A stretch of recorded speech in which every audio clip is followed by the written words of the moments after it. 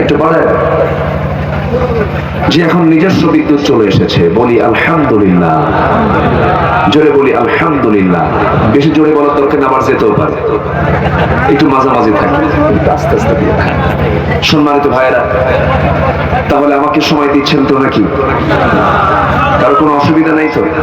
আমাদের চেয়ারম্যান মহোদয় আবার মাহফিল শেষে খাবারের আয়োজন রেখেছেন না? খাবারের ব্যবস্থাও আছে। মহিষমারিতে মহিষ জব হয়েছে নাকি? 9.5 মণ ওজনের মহিষ জব হয়েছে। জি, আল্লাহ সেই ব্যক্তিকে শ্রেষ্ঠ বলেছেন। রাসূলকে প্রশ্ন করা হলো, আইয়ুল আ'মালি আহাব্বু ইলাল্লাহ, আইয়ুল ইসলামি খায়র, ইসলামের কোন কাজটা শ্রেষ্ঠ? রাসূল বললেন, ক্বালা তুত'ইমুত তু'আম ওয়া তুকরিউস সালামা আলা মান আরাফতা ওয়া মান লাম তা'রিফ। এক নম্বর হলো মানুষকে খাওয়ানো। মানুষকে কি খাওয়ানো।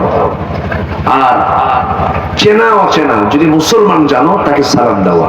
বলি আলহামদুলিল্লাহ, জোরে বলি আলহামদুলিল্লাহ।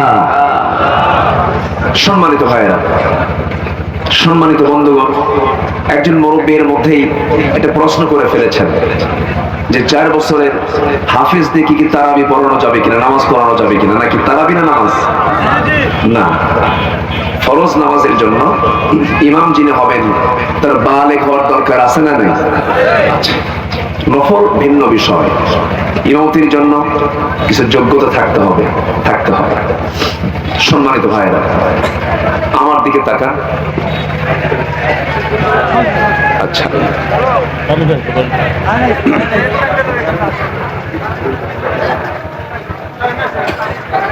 জি, পাশে তো পাওয়ারফুল লোক আছে, বোঝেন না? আলহামদুলিল্লাহ বলেন। কেউ তো আলহামদুলিল্লাহ কইলেন না। সম্মানিত ভাইয়েরা, তাহলে আমাদের সবার আগে, আমার এতক্ষণের কথার মূল একটা বিষয় হলো, সবার আগে সামনে রমজান আসছে। আল্লাহুম্মা বারিক লানা ফি রজবা ওয়া শাবান ওয়া বাল্লিগনা রমাদান। রমজান আসছে কিসের জন্য? আসতে হবে কিসের জন্য বলেন? রমজান মাসটা কিসের মাস? এত রমজান পাইলাম, কোরআনটা সহি করে পড়তে পারলাম, এটা কি আমার যোগ্যতা না অযোগ্যতা? বলেন, যোগ্যতা না অযোগ্যতা? ব্যর্থতা। আমাকে সবার আগে কোরআনটা শিখে নিতে হবে। কোরআন রমজান মাসে, এই রজব মাস থেকে নিয়ে রমজান মাসের মধ্যে আমরা কোরআন পড়া শিখে নেব, যেটা 7 দিনও সম্ভব। কারা কারা একটু হাত তুলে দেখেন তো দেখি। সবাই কিন্তু হাত তুললেন। যেমন করে হোক কোরআন শেখা ফরজ, নামাজ পড়া কি ফরজ। একটু চিন্তা ফিকির করে রাত 1টা বাজে তাহাজ্জুদের সময় আজকে কিছু আমল শিখা যায়, শিখিয়ে দিয়ে যাই। কোরআনটাকে সহি করে শিখতেই হবে, এমন সিদ্ধান্ত নেবেন। নতুন করে আজকের থেকে কারা কারা একটু হাত তুলে দেখা। আল্লাহ তুমি সবার শেখাকে সহজ করে দাও।